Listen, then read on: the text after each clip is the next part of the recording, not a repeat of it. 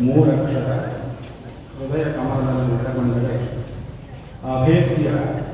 ಭೇದ್ಯವಾಯಿತು. ಅಸಾಧ್ಯ ಮೂರಕ್ಷರ ಹೃದಯ ಕಮಲದಲ್ಲಿ ನೆಲೆಗೊಂಡರೆ ಭೇದ್ಯವಾಯಿತು. ಅಸಾಧ್ಯ ಲೌಕಿಕದ ಕುಭಾಷೆಯ ಲೋಕದ ಆಚರಣೆಯನ್ನು ಅತಿ ಬೆಳೆದು ಭಕ್ತಿ ಪರಮಕ್ಕಲು ಕೂಡಲ ಚನ್ನಸಂಗಯ್ಯನಲ್ಲಿ ಬಸವಣ್ಣನ ಕಾರುಣ್ಯದಿಂದ ಪ್ರಪ್ರಥಮವಾಗಿ ಬಸವಾದಿ ಶರಣರನ್ನು ತನ್ನ ಅರಣ್ಮನೆಗಳಲ್ಲಿ ನೆನೆಯುತ್ತಾ ಶ್ರೀ ಕ್ಷೇತ್ರದ ಗುರು ಪರಂಪರೆಗೆ ನೆಲೆಸಿ ನಮ್ಮೆಲ್ಲರ ಆರಾಧ್ಯ ದೈವ ಪರಮ ಪೂಜ್ಯರ ಶಿವಕುಮಾರ ಮಹಾಶ್ರೀಯೋಗಿಗಳ ಆ ದಿವ್ಯ ಚೇತನಕ್ಕೆ ಮಣಿದು ಈ ಒಂದು ಸುಂದರವಾದ ಸಭೆಯ ಸಾನ್ನಿಧ್ಯವನ್ನು ದಯಪಾಲಿಸಿರುವಂತಹ ಶ್ರೀ ಮಠದ ಅಧ್ಯಕ್ಷರಾದ ಪರಮ ಪೂಜ್ಯ ನಿರಂಜನ ಪ್ರಣವ ಸ್ವರೂಪಿ ಶ್ರೀ ಶ್ರೀ ಸಿದ್ಧಲಿಂಗ ಮಹಾ ಸ್ವಾಮೀಜಿಯವರ ಶಿವಪದಗಳಲ್ಲಿ ಭಕ್ತಿಪೂರ್ವಕವಾಗಿ ಶರಣವನ್ನು ಸಮರ್ಪಿಸಿ ಕಾರ್ಯಕ್ರಮವನ್ನು ಬಹಳ ಪ್ರೀತಿಯಿಂದ ಉದ್ಘಾಟನೆ ಮಾಡಿದ ಹಿರಿಯ ಶ್ರೀಗಳ ಶಿವಚರಣಗಳಲ್ಲಿ ಭಕ್ತಿಪೂರ್ವಕವಾಗಿ ನಮಸ್ಕಾರವನ್ನು ಮಾಡ್ತಾ ಈ ಕಾರ್ಯಕ್ರಮದಲ್ಲಿ ಮುಖ್ಯ ಕೇಂದ್ರಬಿಂದುವಾಗಿ ನಮ್ಮೆಲ್ಲರನ್ನ ಕುರಿತು ವಚನಗಳಲ್ಲಿ ಆರೋಗ್ಯದ ಪರಿಕಲ್ಪನೆ ಅನ್ನುವ ವಿಷಯವನ್ನು ಕುರಿತು ಅತ್ಯಂತ ಬಹಳ ಸಹಜವಾಗಿ ಸರಳವಾಗಿ ನಮ್ಮೆಲ್ಲರ ಮನಮುಟ್ಟುವಂತೆ ಪ್ರವಚನವನ್ನು ನೀಡಲು ಆಗಮಿಸಿರುವಂತಹ ಶರಣೆ ತಾಯಿ ಬಾಳೆಕೊನಡಿಯವರ ಹೃದಯಕ್ಕೆ ಮಣಿದು ಈ ಕಾರ್ಯಕ್ರಮದಲ್ಲಿ ಅತ್ಯಂತ ಭಕ್ತಿಯಿಂದ ಹಾಗೂ ಉತ್ಸಾಹದಿಂದ ಪಾಲ್ಗೊಂಡಿರುವಂತಹ ಎಲ್ಲ ಶರಣ ತತ್ವ ಪ್ರೇಮಿಗಳೇ, ಕಾರ್ಯಕ್ರಮದಲ್ಲಿ ಯಾವಾಗಲೂ ಅಷ್ಟೇ ಸಂಖ್ಯೆ ಮುಖ್ಯವಲ್ಲ. ನಿಜಗೊಂಡು ಒಂದು ಕಡೆ ಹೇಳ್ತಾರೆ, ಶ್ರೋತೃ ವರ್ಗವನ್ನು 3 ವರ್ಗವನ್ನಾಗಿ ಅವರು ಮಾಡ್ತಾರೆ. ಒಂದು ವರ್ಗ ಉಂಟು, ಸ್ವಾತಿ ಮಳೆಯ ಹನಿ ಹೇಗೆ ಒಬ್ಬ ಕುಲುಮೆಯ ಕಾದ ಕಬ್ಬಿಣದ ಮೇಲೆ ಬಿದ್ದಾಗ ಕ್ಷಣ ಮಾತ್ರವೂ ಇಲ್ಲದೆ ಆವಿಯಾಗಿ ಹಾರಿ ಹೋಗುತ್ತೋ ಹಾಗೆ ಪೂಜ್ಯರು ಸಂತರು ಮಹಾಂತರು ಹೇಳಿದ ಮಾತುಗಳು ಅವರಲ್ಲಿ ಮನೋಧಾರಣೆ ಆಗದೆ ಕೇಳಿದ ತಕ್ಷಣ ಹಾರಿ ಹೋಗ್ತವೆ ಅಂಥದ್ದು ಒಂದು ವರ್ಗ.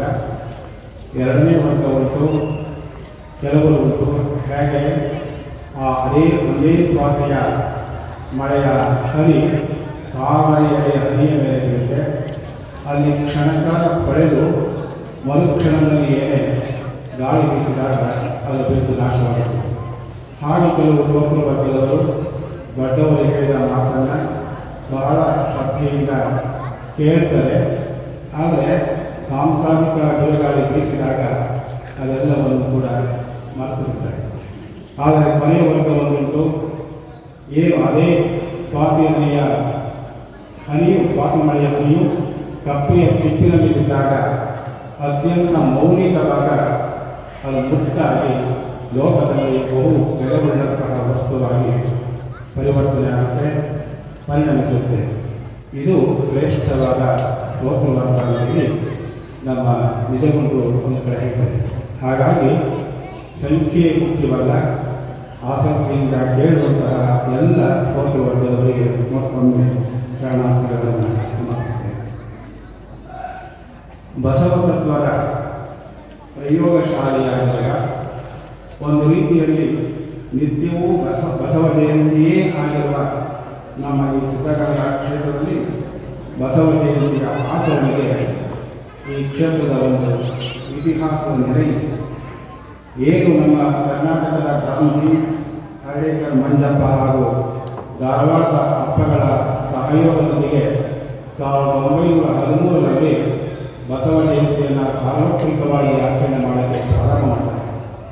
ಆದರೆ ನಮ್ಮ ಉದ್ಧಾನ ಶಿವಯೋಗಿಗಳು ಆ ಕಾಲಕಾಲದಲ್ಲಿ ಏನು ಸಮಾಜ ಸುಧಾರಕ ಹಾಗೂ ಮಹಾ ಶರಣರು ಶ್ರೇಷ್ಠರು ಅಷ್ಟೇ ಅಲ್ಲ, ದೈವಿ ಪುರುಷ ಅನ್ನುವ ಭಾವನೆಯಿಂದ ಬಸವ ಜಯಂತಿಯನ್ನು ಮೊದಲು ಹಬ್ಬದ ರೂಪದಲ್ಲಿ ಕ್ಷೇತ್ರದಲ್ಲಿ ಪ್ರಾರಂಭ ಮಾಡ್ತಾರೆ. ಜೊತೆಗೆ ಈ ವೃಷಭ ರೂಪದ ದೈವಿ ಭಾವನೆಯಿಂದ ರೈತಾಪಿ ವರ್ಗದವರು ಇದೊಂದು ರೀತಿ ಮನೆಯ ಹಬ್ಬವೋ ನಾಡ ಹಬ್ಬವೋ ಅನ್ನೋ ರೀತಿಯಲ್ಲಿ ಆಚರಣೆ ಮಾಡ್ತಾ ಇದ್ರಲ್ಲ, ಅಂಥವರಿಗೂ ಕೂಡ ಉದ್ದಾನ ಶ್ರೀಗಳು ಆ ಕಾಲದಲ್ಲೇ ಅವರು ವೃಷಭ ಸ್ವರೂಪ ಅಥವಾ ನಂದಿ ಸ್ವರೂಪವೇ ಇರ್ಬೋದು, ಅದಕ್ಕಿಂತಲೂ ಕೂಡ ನಮ್ಮೆಲ್ಲರನ್ನ ಉದ್ಧಾರ ಮಾಡಿದಂತಹ ಶರಣ ಬಸವೇಶ್ವರರು ಅನ್ನುವಂಥ ಒಬ್ಬ ಐತಿಹಾಸಿಕ ಪುರುಷ ಇದ್ದಾನೆ, ಸಮಾಜವನ್ನು ಉದ್ಧಾರ ಮಾಡಿದವನು. ಅವರನ್ನು ಕುರಿತು ನಾವು ಸಾರ್ವತ್ರಿಕವಾಗಿ ಈ ಕಾರ್ಯಕ್ರಮವನ್ನು ಮಾಡಬೇಕು ಅಂತೇಳಿ ನಮ್ಮ ಉದ್ದಾನ ಶ್ರೀಗಳು ಈ ಕ್ಷೇತ್ರದಲ್ಲಿ ಬಸವ ಜಯಂತಿಯನ್ನು ಪ್ರಾರಂಭ ಮಾಡ್ತಾರೆ. ಮಠದೊಳಗೆ ನಡೆಯುತ್ತಿರುವಂತಹ ಜಯಂತಿಗೆ ಒಂದು ಹೊಸ ಆಯಾಮ ಸ್ವರೂಪ ಬಂದದ್ದು ನಮ್ಮೆಲ್ಲರ ಆರಾಧ್ಯ ದೈವ ಪರಮ ಪೂಜ್ಯ ಶ್ರೀ ಶ್ರೀ ಶಿವಕುಮಾರ ಮಹಾಶಿವಗಳಿಂದ. ನಿಜವಾಗಿ ಕೂಡ ಗ್ರಾಮೀಣ ಜನತೆಯ ಅರಿವಿದ್ದ ಬಂಧಗಳಾದ ನಮ್ಮ ಪರಮ ಪೂಜ್ಯರು ಲಿಂಗಾಚಲಗೈ ಒಮ್ಮೆ ಶಿವಾನಂದರಲ್ಲಿ ವಿಹರಿಸುತ್ತಿರುವಾಗ ಅವರ ಶಿವಸಂಕಲ್ಪದ ಮನೋಭೂಮಿಕೆಯಲ್ಲಿ ಈ ಗ್ರಾಮಾಂತರ ಬಸವ ಜಯಂತಿಯ ಒಂದು ಯೋಜನೆ ಮೂಡಿಬರುತ್ತೆ. ಆಗ ಅವರು ಅನ್ಕೊಂತಾರೆ, ತನ್ಮೇ ಮನಃ ಶಿವ ಸಂಕಲ್ಪಮಸ್ತು ಎಂಬುದಾಗಿ ಶ್ರೀ ಗುರುವನ್ನು ಪ್ರಾರ್ಥನೆ ಮಾಡ್ತಾರೆ. ಹೀಗೆ ಸಂಕಲ್ಪ ಮಾತ್ರೋದಯ ಸಿದ್ಧರಾದಂತಹ ಶಿವಯೋಗಿಗಳು ಯಾವಾಗಲೂ ಕೂಡ ತಮ್ಮ ಮನಸ್ಸಿನಲ್ಲಿ ಯಾವ ಕಾರ್ಯಕ್ರಮವನ್ನು ಯೋಜನೆಯನ್ನು ಮಾಡಬೇಕು ಅಂತೇಳಿ ಆ ಶಿವ ಸಂದರ್ಭದಲ್ಲಿ ಅವರ ಮನಸ್ಸಿನಲ್ಲಿ ಹೊಳೆಯುತ್ತೋ ಹಾಗೆ ಮಾಡಬೇಕು ಅಂತ ಸಂಕಲ್ಪ ಮಾಡ್ತಾರೋ ಆ ಸಂಕಲ್ಪದಿಂದಲೇ ಅದು ಕಾರ್ಯರೂಪಕ್ಕೆ ಬರೋದ್ರಿಂದ ಅಂತ ಶಿವಯೋಗಿಗಳನ್ನ ಸಂಕಲ್ಪ ಮಾತ್ರೋದಯ ಸಿದ್ಧರು ಅಂತೇಳಿ ಶಾಸ್ತ್ರಗಳಲ್ಲಿ ಕರೀತಾರೆ.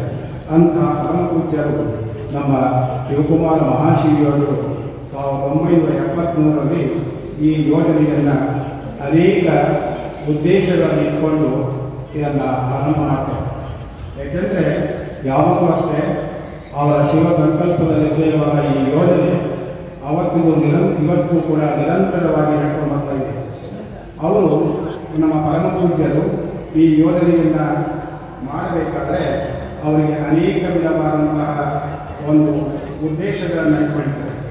ಗ್ರಾಮಾಂತರ ಜನತೆಯ ಬದುಕು ಹಸನಾಗಬೇಕು. ಯಾವಾಗಲೂ ಕೂಡ ನಮ್ಮ ಪರಮ ಪೂಜ್ಯರು ಗ್ರಾಮಾಂತರ ಜನತೆಯ ಅನಿಮಿತ್ತ ಬಂಧುಗಳು, ಯಾವುದೇ ನಿಮಿತ್ತವಿಲ್ಲದಿದ್ದರೂ ಕೂಡ ಅವರ ಮೇಲೆ ಗ್ರಾಮ ಜನತೆಯ ಮೇಲೆ ಅತ್ಯಂತ ಪ್ರೀತಿ ಉಳ್ಳಂಥವರು ನಮ್ಮ ಪರಮ ಪೂಜ್ಯರು. ಹಾಗಾಗಿ ಗ್ರಾಮಾಂತರ ಜನತೆಯ ಬದುಕು ಹಸನಾಗಬೇಕು, ಪರಸ್ಪರ ದ್ವೇಷಾಸೂಯೆಗಳನ್ನು ತೊರೆದು ಒಮ್ಮುಖವಾಗಿ ಮಾಡಬೇಕು, ಜನ ಸೋಮಾರಿಗಳಾಗದೆ ಕಾಯಕ ತತ್ಪರರಾಗಬೇಕು, ದುಡಿದು ದಾಸೋಹ ಮಾಡಬೇಕು, ಕೀಳರಿಮೆಯನ್ನು ಹೋಗಲಾಡಿಸ್ಕೋಬೇಕು, ದೇವರಲ್ಲಿ ನಂಬಿಕೆ ಇಡಬೇಕು, ಸ್ವಾವಲಂಬಿಗಳಾಗಬೇಕು.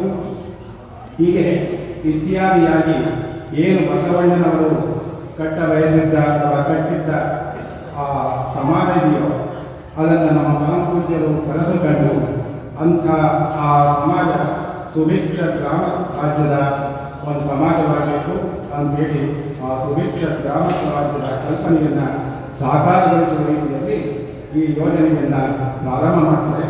ಆ ಯೋಜನೆ ಅವತ್ತಿನಿಂದ ಇವತ್ತಿನವರೆಗೂ ಕೂಡ ಯಶಸ್ವಿಯಾಗಿ ನಿರಾಮಯವಾಗಿ ನಿರಾತಂಕವಾಗಿ ನಡ್ಕೊಂಡ್ಬರ್ತಾ ಇದೆ. ಅಂದಿನ ಆ ದಿನಮಾನಗಳಲ್ಲಿ ಪರಮ ಪೂಜ್ಯರು ಪ್ರಾರಂಭ ಮಾಡಿದಂತಹ ಆ ದಿನಮಾನಗಳಲ್ಲಿ ನಿಜವಾಗಿ ಕೂಡ ಆ ಕಾರ್ಯಕ್ರಮ ಹೇಗೆ ನಡೀತಾ ಇತ್ತು ಅನ್ನೋದು ಬಹಳ ನಾವು ಗಮನಿಸಬೇಕು. ಆ ದಿನ ಕಾರ್ಯಕ್ರಮದ ಕೇಂದ್ರ ಬಿಂದುವಾಗಿರುವಂತಹ ಒಂದು ನಿರ್ದಿಷ್ಟ ಗ್ರಾಮ ಇರ್ಬೋದು ಅಥವಾ ಗ್ರಾಮಗಳ ಸಮೂಹ ಇರ್ಬೋದು, ಎಲ್ಲ ಗ್ರಾಮದ ಎಲ್ಲ ವರ್ಗದ ಎಲ್ಲ ಮಹಾಜನತೆಯ ಅದರಲ್ಲಿ ಬಡವ ಅಥವಾ ಬಂದಿದ ಎಂಬ ಭೇದ ಭಾವ ಇಲ್ಲದೇ ಯಥಾಶಕ್ತಿ ಅವರೆಲ್ಲರೂ ಕೂಡ ತನುಮನ ಧನಗಳನ್ನು ಅರ್ಪಿಸಿ ಸಕ್ರಿಯವಾಗಿ ಪಾಲ್ಗೊಂಡು ಸಂಭ್ರಮಿಸುತ್ತಿದ್ದರು.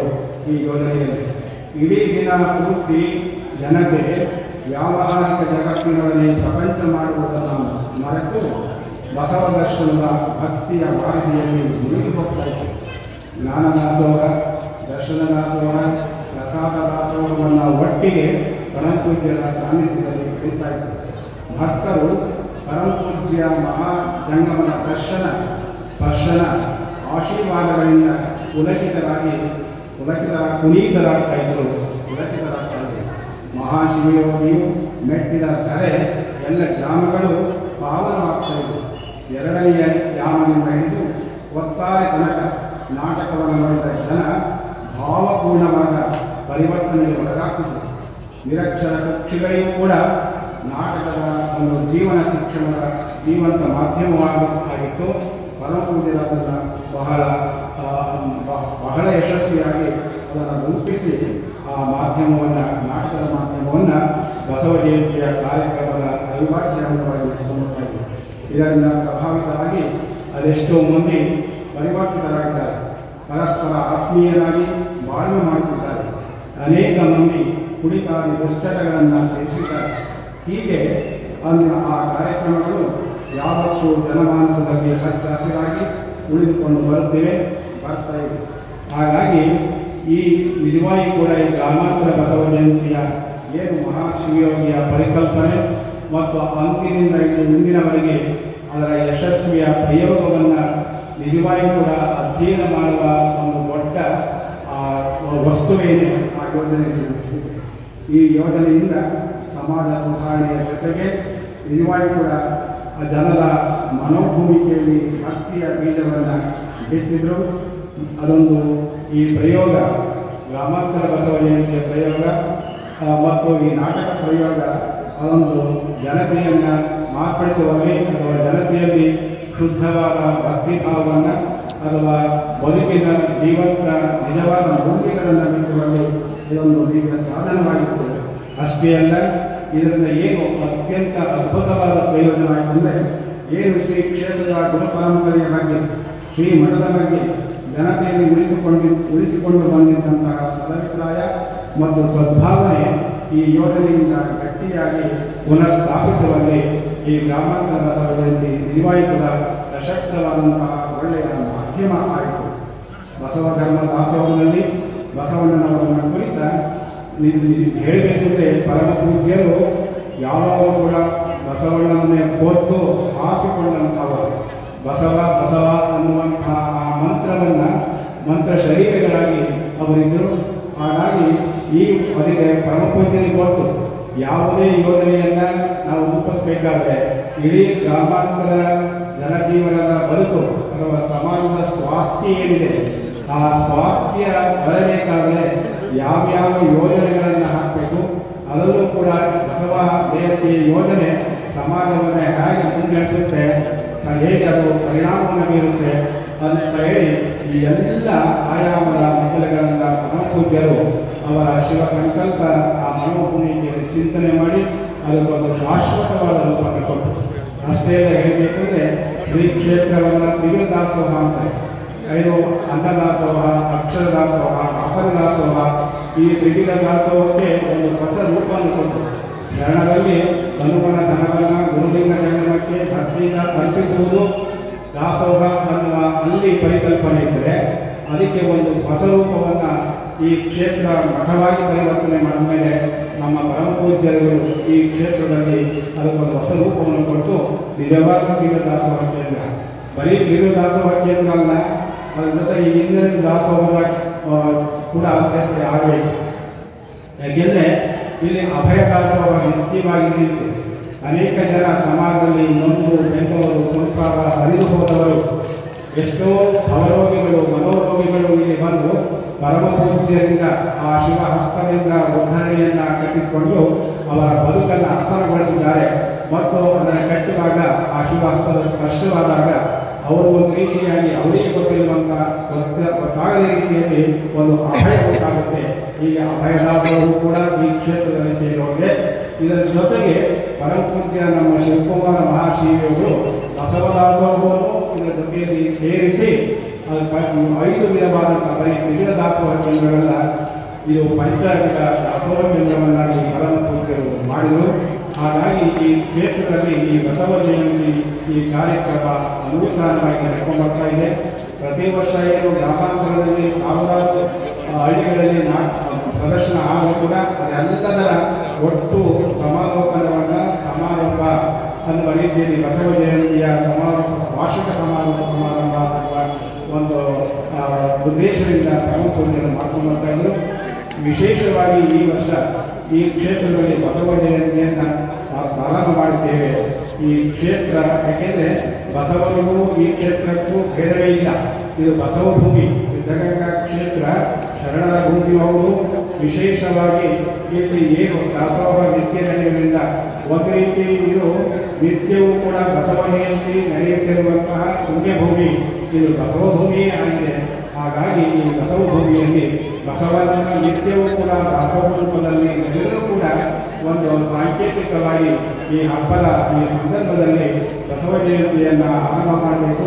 ತನ್ನ ಮುಖಾಂತರ ಈ ಕ್ಷೇತ್ರ ಏನು ಸಮಾಜಕ್ಕೆ ಕೊಟ್ಟಿದೆ ಅನ್ನುವುದರ ಒಂದು ತಿಳಿವನ್ನು ನಮ್ಮ ಜನತೆಗೆ ನಾವು ನೀಡಬೇಕು ಅನ್ನುವ ಉದ್ದೇಶದಿಂದ ನಮ್ಮ ಪರಮಪೂಜ್ಯ ಶ್ರೀ ಶ್ರೀ ಸಿದ್ಧಲಿಂಗ ಮಹಾಸ್ವಾಮೀಜಿಯವರು ಏನು ಅವರು ಗುರುಗಳು ಬಸವದಾಸೋಹವನ್ನು ಪ್ರತಿಷ್ಠಾಪನೆ ಮಾಡಿದ್ದಾರೋ ಅದನ್ನು ಅವರು ಬಹಳ ಶ್ರದ್ಧೆಯಿಂದಲೂ ಮತ್ತು ಭಕ್ತಿಯಿಂದಲೂ ಕೂಡ ನಡೆಸ್ಕೊಂಡು ಬರ್ತಾ ಇದ್ದು ಈ ಸಮಾಜದ ನಿಜವಾಗಿ ಕೂಡ ಈ ನಾಡಿನ ಪುಣ್ಯ ಅಂತೇಳಿ ನಾವು ಭಾವಿಸಬೇಕು. ಇವತ್ತು ಬಹಳ ಸರಳವಾಗಿ ಸಹಜವಾಗಿ ಈ ಕಾರ್ಯಕ್ರಮ ಆರಂಭವಾಗಿದೆ. ಇದು ಉತ್ತರೋತ್ತರ ದಿನಗಳಲ್ಲಿ ಇದಕ್ಕೊಂದು ವಿಶೇಷವಾದ ಮಹತ್ವ ಬರುತ್ತೆ. ಹಾಗಾಗಲಿ ಅಂತೇಳಿ ಹಾಗಾಗುವಂತೆ ಪರಮಪೂಜ್ಯರ ಮಹಾಶಿವಯೋಗಿಗಳ ಮತ್ತು ಈ ಕ್ಷೇತ್ರದ ಗುರು ಪರಂಪರೆಯ ದಿವ್ಯ ಆಶೀರ್ವಾದ ಈ ಯೋಜನೆಯ ಮೇಲೆ ಯಾವಾಗಲೂ ಇರುತ್ತೆ, ನಿರಂತರವಾಗಿ ನಡೆಯುತ್ತೆ. ಶುಭ ಗಳಿಗೆಯಲ್ಲಿ ಶಿವ ಮುಹೂರ್ತದಲ್ಲಿ ಆರಂಭವಾಗಿದೆ ಈ ಕಾರ್ಯಕ್ರಮ ಅಂತೇಳಿ ಇಷ್ಟನ್ನು ಈ ಕ್ಷೇತ್ರದಲ್ಲಿ ನಡೆದು ಬಂದು ಹೇಗೆ ಬಸವ ಜಯಂತಿ ಅನ್ನುವ ಕಾರ್ಯಕ್ರಮದ ಒಂದು ಸ್ಥೂಲವಾದ ನೋಟವನ್ನು ನಮ್ಮೆಲ್ಲರ ಮನಸ್ಸಿಗೆ ತಂದಿದ್ದೇನೆ. ಹಾಗಾಗಿ ಈ ಎಲ್ಲ ಮತ್ತೊಮ್ಮೆ ಈ ಮಾತುಗಳನ್ನು ಕೇಳಿಸಿಕೊಂಡಂತಹ ಎಲ್ಲ ಬಸವ ಬಳಗದ ಮನಸ್ಸುಗಳಿಗೆ ಮತ್ತೊಮ್ಮೆ ನಾನು ಭೂಯೋ ಶರಣಾರ್ಥಿಗಳನ್ನು ಅರ್ಪಿಸುತ್ತಾ ಎರಡು ಪ್ರಾಸ್ತಾವಿಕ ವಚನವನ್ನು ಪರಮಪೂಜ್ಯರ ದಿವ್ಯ ಪಾದಗಳಿಗೆ ಸಮರ್ಪಿಸುತ್ತಿದ್ದೇನೆ. ಶ್ರೀಮಂತ